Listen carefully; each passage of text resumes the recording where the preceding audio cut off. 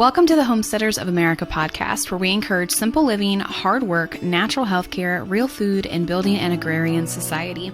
If you're pioneering your way through modern noise and conveniences, and you're an advocate for living a more sustainable and quiet life, this podcast is for you. Welcome to this week's podcast. I'm your host, Amy Fuel, and I'm the founder of the Homesteaders of America organization and annual events. If you're not familiar with us, we are a resource for homesteading education and online support, and we even host a couple of in-person events each year, with our biggest annual event happening right outside the nation's capital here in Virginia every October. Check us out online at homesteadersofamerica.com. Follow us on all of our social media platforms and subscribe to our newsletter so that you can be the first to know about all things HOA. That's short for Homesteaders of America. Don't forget that we have an online membership that gives you access to thousands, yes, literally thousands of hours worth of information and videos. It also gets you discount codes, an HOA decal sticker when you sign up, and access to event tickets before anyone else. All right, let's dive into this week's episode.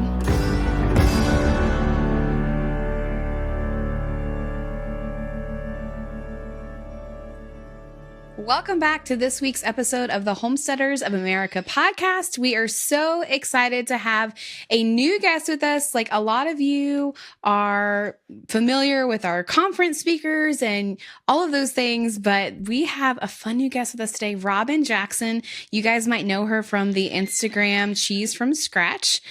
So welcome to the podcast, Robyn. Oh, thank you so much, Amy. I'm really excited to be here. Yeah, I am really excited to have you here because we are getting another cow and I don't know anything about cheese making. Like, the most I've done is made mozzarella. So this is going to be a really fun episode for me too. Oh, yay. You already have one cow too. Yeah, we do. We already have one cow, but she is not bred, so she's not in milk.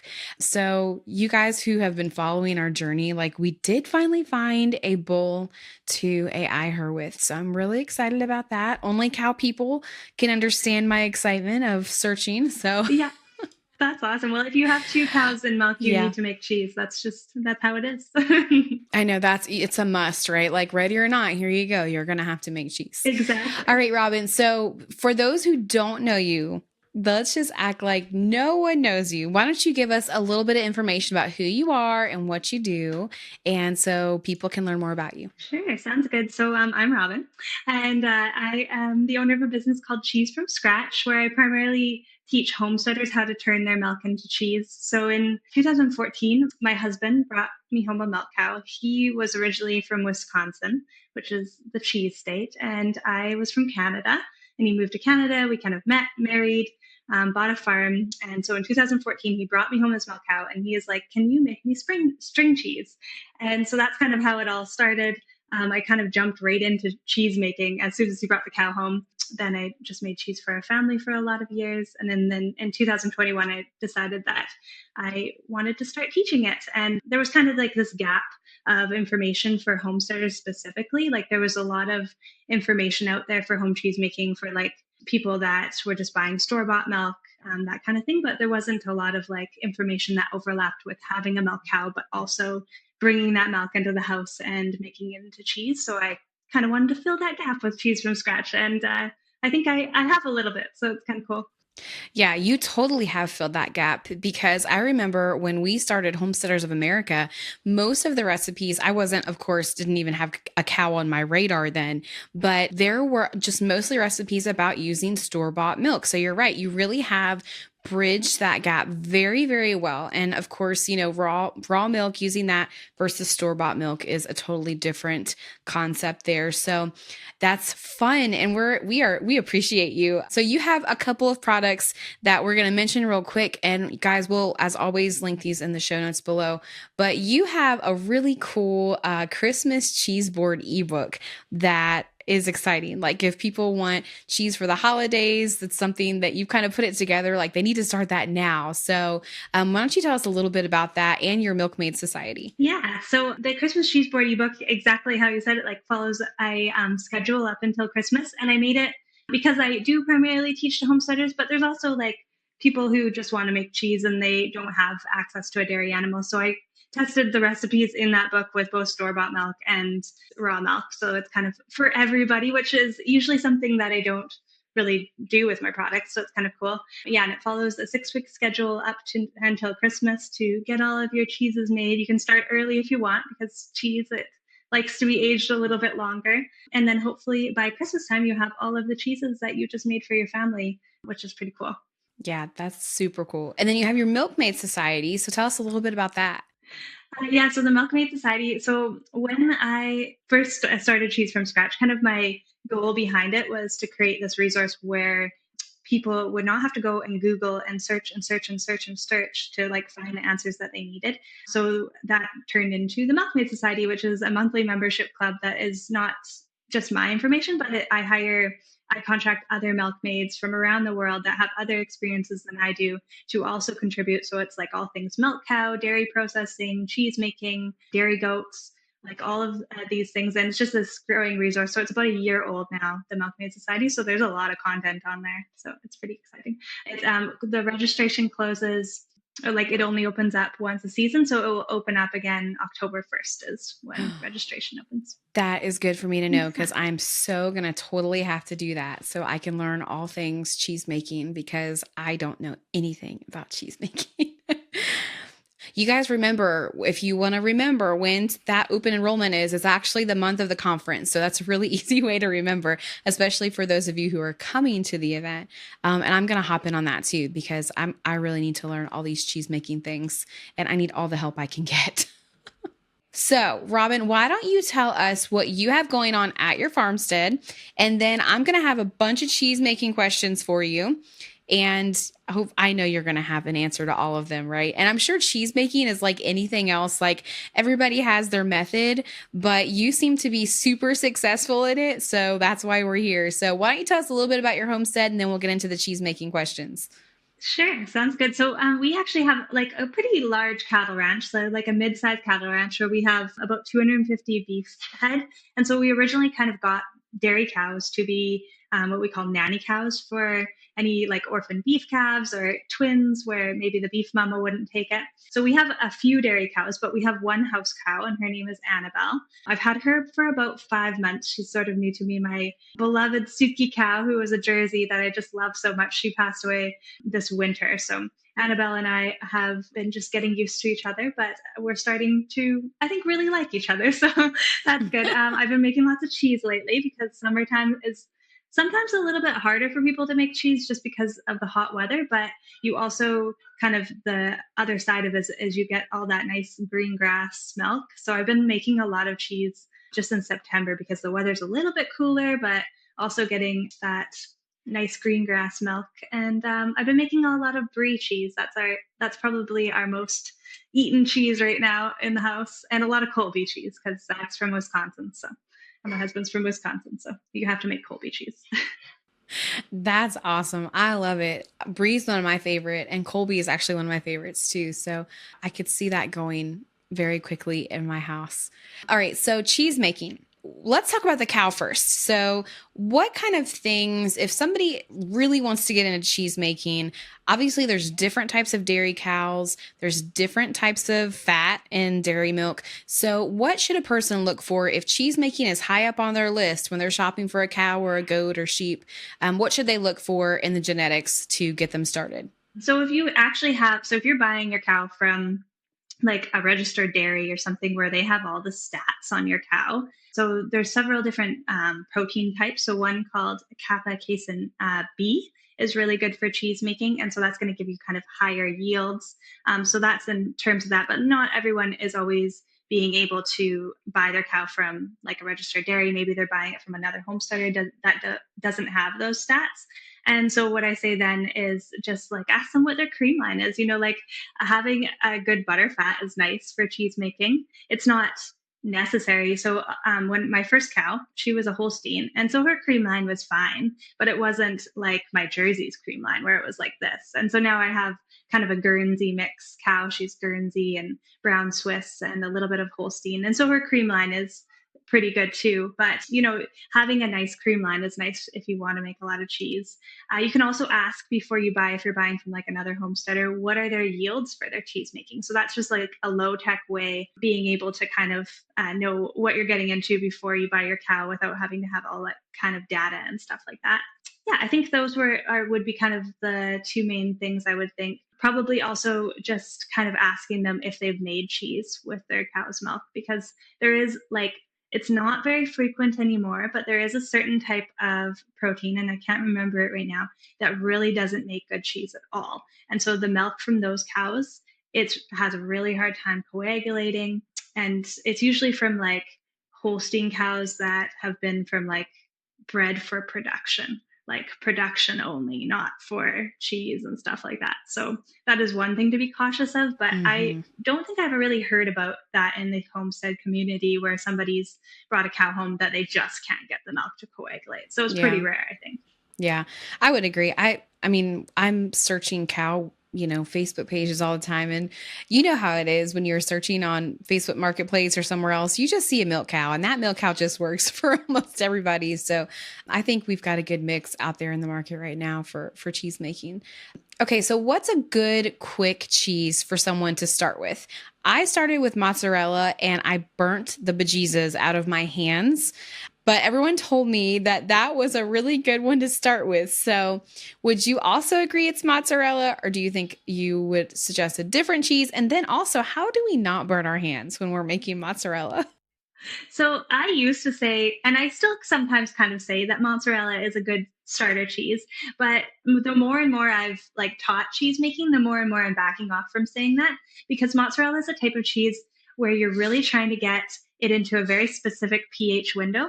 And it doesn't compensate for diversities in the milk. So if our milk is a little bit more acidic for whatever reason, all of a sudden our mozzarella just doesn't stretch because we've gone through the pH window, or maybe even our citric acid is like a little bit of a different acidity. So like all these different things, and you're not actually able to get it into the stretching window. So a lot of people struggle with that. So now I say feta. That's the new one that I say. So feta is a good beginner cheese. I do also still, like, I'm on the fence about if I should say mozzarella is a good starter one or not, just because mozzarella is a good one in the sense that it teaches you that you have to follow a recipe for cheese.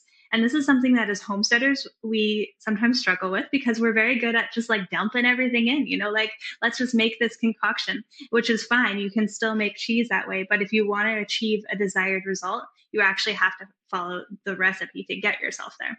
So that's why I still think mozzarella is a little bit of a beginner cheese. But yeah, feta is a good one to not burn your hands. And for not burning your hands for mozzarella, I use a wooden spoon, but I also feel like I have burnt the nerve endings in my hand because I just stretch it by hand. Some people use like rubber gloves and stuff like that. And I also think if you have it at the exact pH, where like I don't test pH in my cheese making, but I test it in a kind of a low tech way, where I like boil a cup of water, like a teacup of water, and then dip your curd in and see if it will like stretch super nice. So if you have it at that perfect pH, you actually don't have to have your water so hot or your whey so hot when you're stretching it. It's probably about like 140 degrees Fahrenheit where I'm able to get like a really good stretch when you have it at the ideal pH. Oh, wow.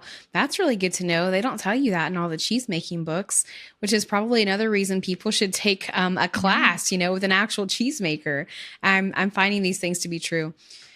Well, okay. So what's the cheese making process look like for just a basic cheese? Because I know I was really surprised by how much time it actually takes to make cheese when I was making mozzarella.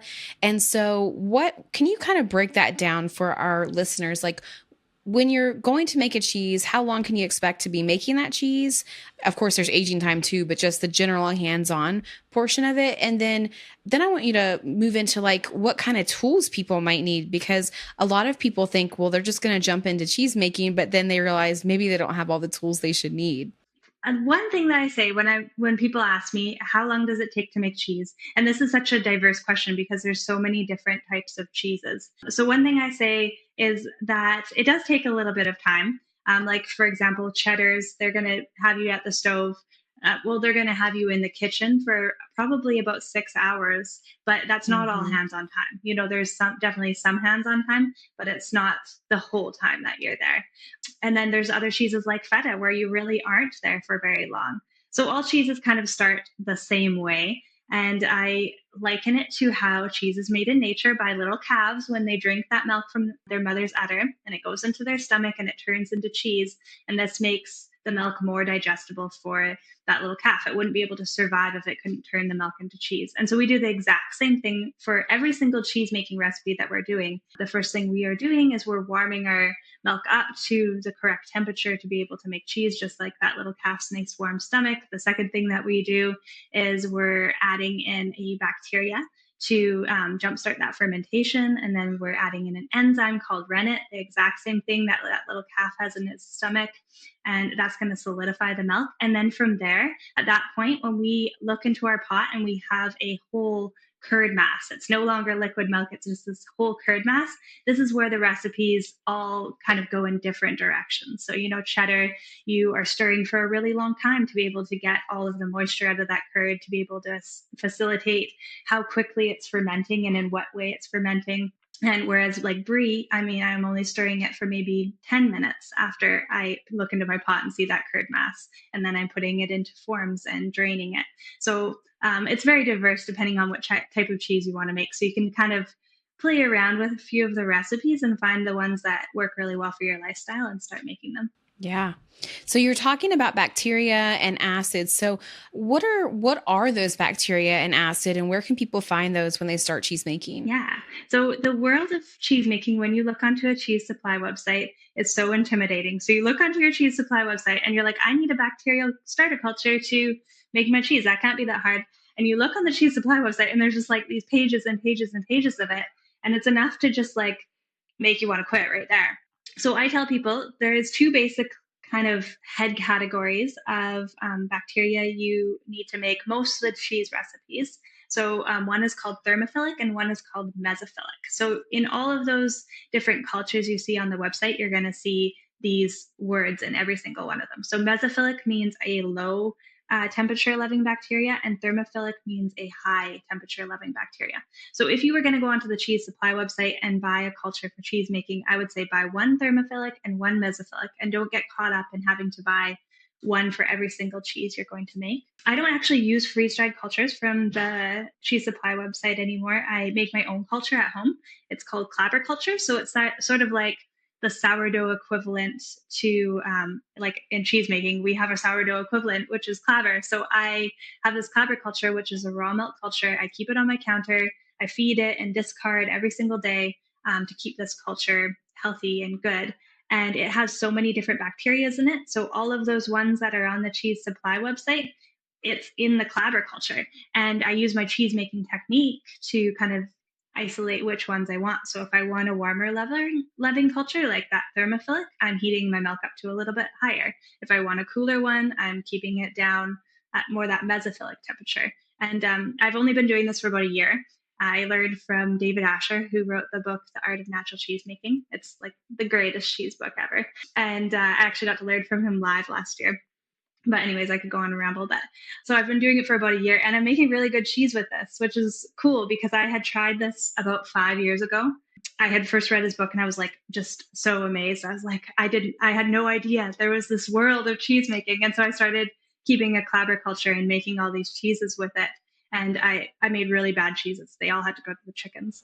And so then this last year, I was like, that is a bad advice. Nobody can make good cheese with Clabber. So I kind of threw it aside. But then I got to learn from him live last year and really kind of figured out what it was that I was doing wrong because it was me. It was not him, it was me. And yeah, now I'm making really good cheese with it. I can't tell the difference between using freeze-dried versus using Clabber culture. That's incredible. But that goes back to what we were just saying before, like cheese making and a lot of other topics, you almost have to learn hands on. Like you can read the books because I have that book and it is like reading a foreign language to me. I'm just like, what? I don't understand this.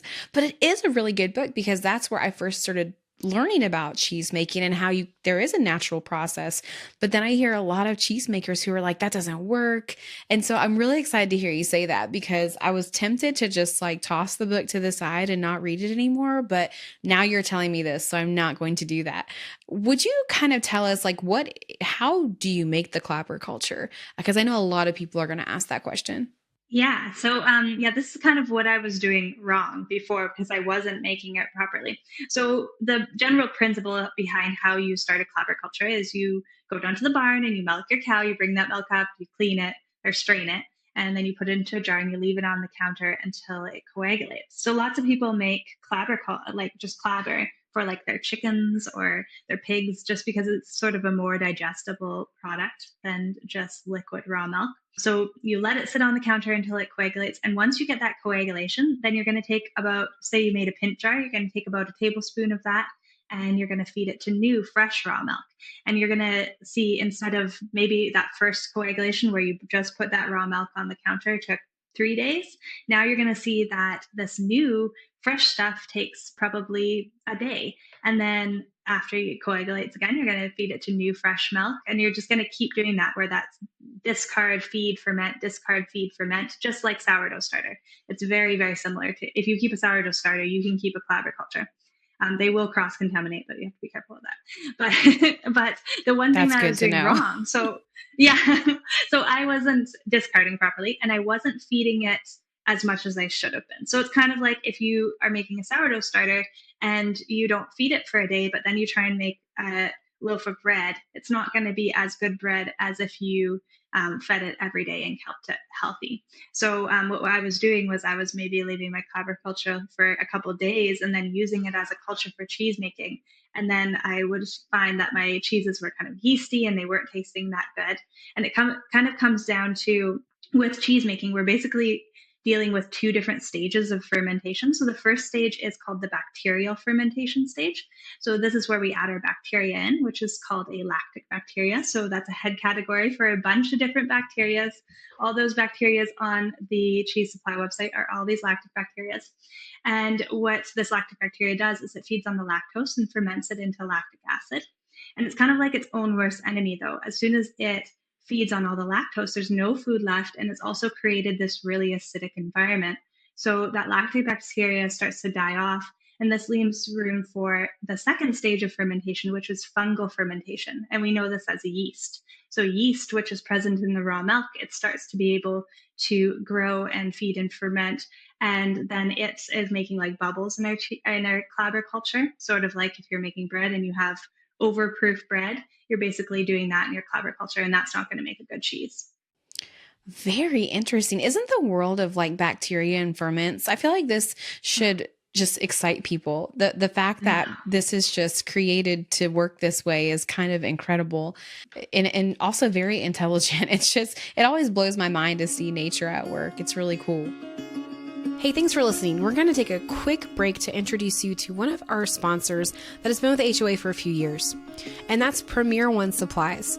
At Premier One, they've been providing electric fencing and electric netting, sheep and goat supplies, clippers and shears, ear tags, poultry products, and expert advice for over 40 years.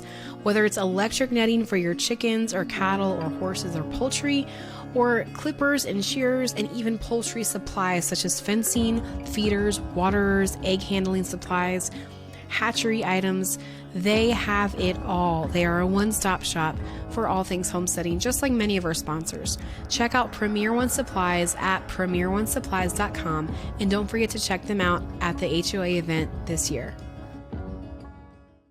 Okay, so we've talked about cultures. What about rennet? Can we talk about rennet for a little bit? Because I know when I bought mine, there was an animal-based rennet, and then there was a vegetable one. I got the vegetable one because my husband has Lyme disease and he can't have pork or anything like that. So I got the vegetable one, and it seemed to work very well. But would you mind talking a little bit about that and what the difference is?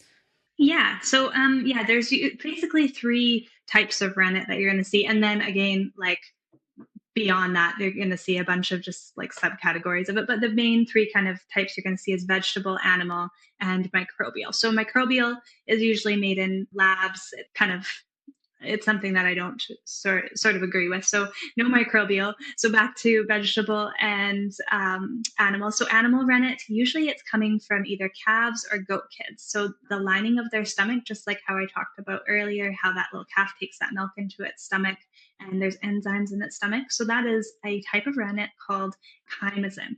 And so I like to use calf rennet just because I'm trying to kind of mimic the natural process of what milk is meant to do as much as possible. But sometimes people don't agree with that, which is fine because vegetable is a good alternative to that because a calf does have to die. Like a calf does have to die to be able to harvest that rennet. So yeah, something that people don't always agree with. So vegetable gives them that option on the other side. Sometimes, I mean, they both work. Sometimes with aged cheeses, you run into vegetable making a bit of a bitter taste in it, but I think that's pretty small, the chance. So they both work. And then beyond that, there's like all sorts of different forms of rennet. So you can get liquid rennet and tablet rennet. You can get different strengths of rennet just to make it more confusing. But the thing that you need to know about that is that they all work. So choose an animal rennet or a vegetable rennet and just buy one. And then when you're making a cheese making recipe, go by your package directions on your rennet, not by the recipe directions. So for example, like I have a cheese making book at home that just says add in a half a teaspoon of rennet. Well, if I have double strength rennet, I have to go by whatever is on my package directions. And it's just to make it even more confusing. Like double strength is not exactly double of single strength. I don't know who decided these things, but it was to confuse the people. Wow. I think Robyn needs a book. Like we need a new book that explains all of these things. I am writing a book actually. What? Yeah. So when's that going to be out? Before Christmas, not this year, 2024.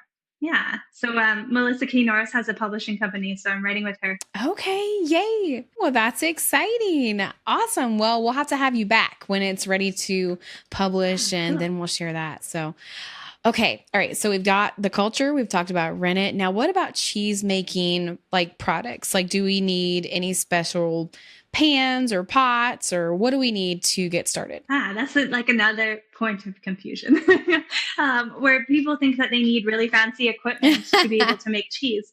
And I like to start off with being like, cheese has been made for thousands of years. Like they've been pressing cheese with rocks and huts for, like so long. So if we kind of take that step backwards and think of it in that way, then it helps us look around our kitchen and see what we could use just while we get started. And then, later on, maybe you want to get some fancier stuff.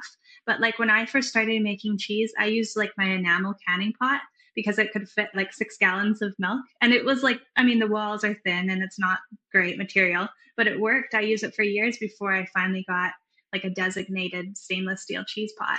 Yeah. So pretty much the only thing you really need is a thermometer, which I don't even actually make cheese with a thermometer anymore, but probably when you're starting out, you want that. Mm-hmm. And I wouldn't buy a cheese press or anything right off the bat.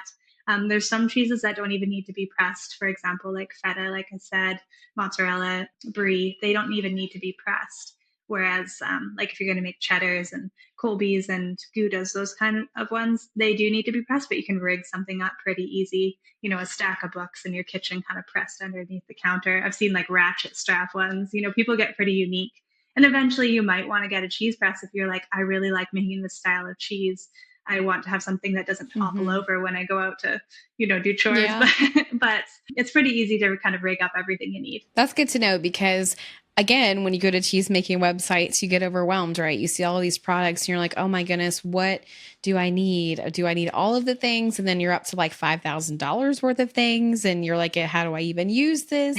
So I love that you take the old-fashioned approach. And you're right, for, centuries, people have made cheese without the fancy American amenities, right? So you too can make cheese at home the ancient way. Exactly. Okay. So a few more questions and then I will let you go because you've already given us a lot of information and I don't want to overload people, but I don't want to overload you either because you have an awesome course or membership online that people can check out. So when talking about like soft cheeses and hard cheeses, obviously soft cheeses are way easier, but what's the hard cheese process? Like, should people have a designated refrigerator for that cheese? Where should they store that cheese? I've seen people just store them in root cellars without refrigeration. How does that work? Yeah. So when you think about when you're going to age cheese, there's kind of two things that matter. The first thing is temperature, and the second thing is humidity. So temperature always matters, no matter what.